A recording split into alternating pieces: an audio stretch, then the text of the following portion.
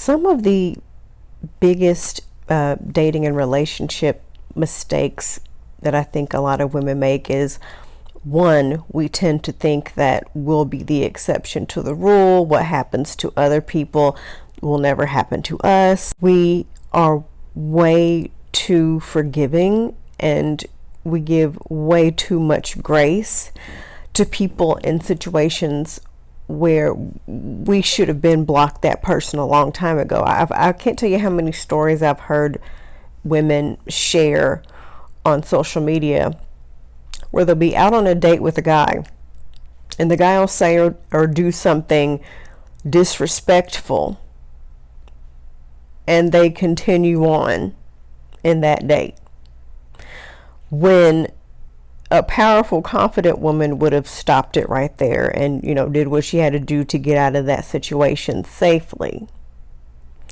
We let these men waste our valuable time that we can never, ever get back. I especially see women making this particular mistake that I'm about to share with you.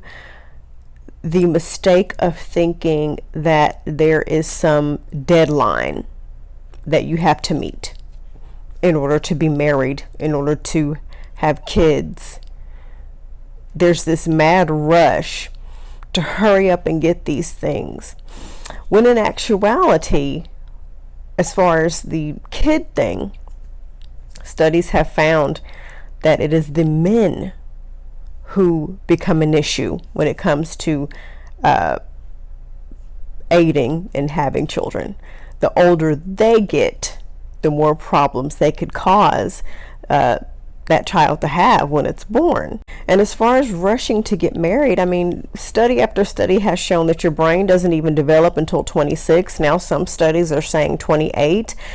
And I think there was a study, one of y'all could look it up, that says basically the longer you wait, the older you get, the more successful your relationship is. And I really think that is because you have had more time to develop and ground yourself and to build roots into this planet and to experience things and to experience life, and you go through a little bit of this and a little bit of that, and you do get wiser with age. And to be quite honest with you, I'm 42, and I'm going to be quite honest, I did not feel like a normal whole individual until I'm gonna say I was about 40 years old. I always joke that I don't think my brain developed until I was about 40 years old. Another mistake that I think women make in dating and relationships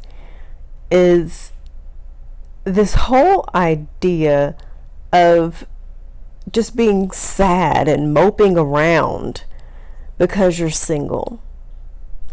I wasted so much of my 20s and 30s just being sad because I was single and I didn't have a man, and I was pathetic. I was so pathetic. I know that single people hate when somebody says, hey, focus on yourself. It's frustrating because you want a man in your life, and no amount of focusing on yourself is going to get rid of that. But that's not the point at least when I say something like that. What I'm saying is you cannot control the timing of when you're going to meet a good partner. You can't control that. So what are you going to do in the meantime? And I would hate for you to just sit around and be sad until and if you meet a man. Because what if you never meet anyone? There are people walking this planet who have been single their whole entire life, and they're in their 70s. I think, I was watching the show years ago when I was a kid, and there's a group of women in their 60s, 70s, and 80s who had never had a relationship in their entire life. And a lot of them were saddened by that. A lot of them had to grieve the idea of the life that society had always promised women, that we're going to get married, we're going to have a baby, we're going to live in a house, we're going to have 2.5 kids and a white picket fence, and everything's going to be perfect. But there's an asterisk in that American dream. And that asterisk is everybody is not going to get it. And even if you get it, it's not going to look the same. Because there are people who are married and they're struggling with infertility. There are people who don't have enough money to get a house. There are women who thought that they were going to be a stay-at-home mom, and they can't afford to. They're in a marriage and either partner can't afford to stay home.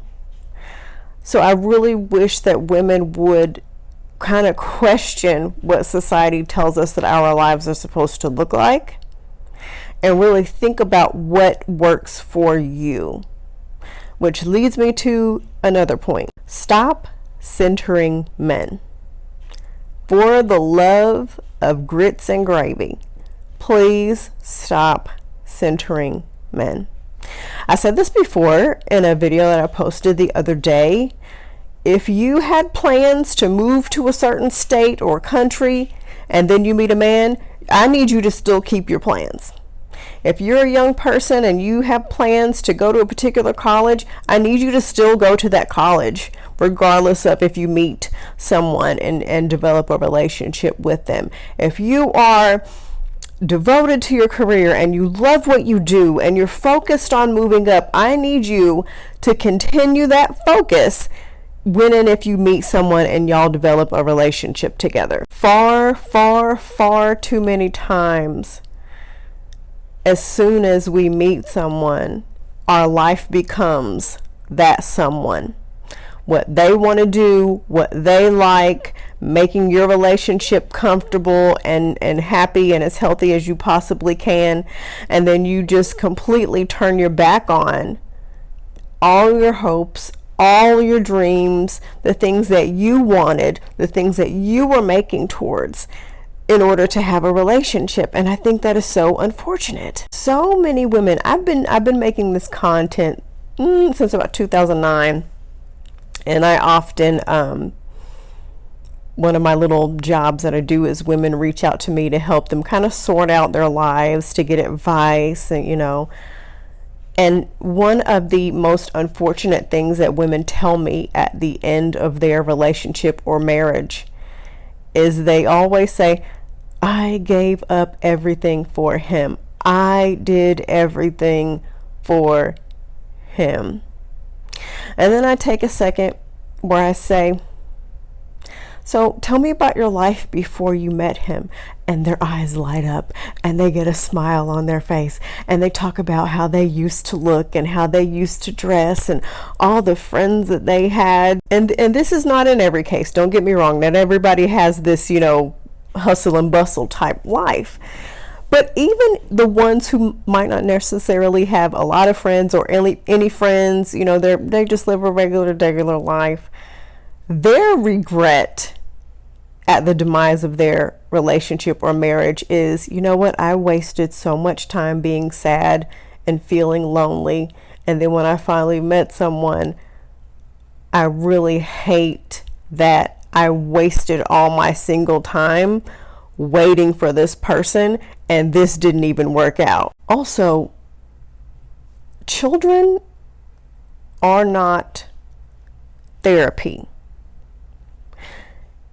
Do not have a child if the sole reason you are doing it is to heal some part of yourself or to have the family that you never had. I need y'all to go to therapy.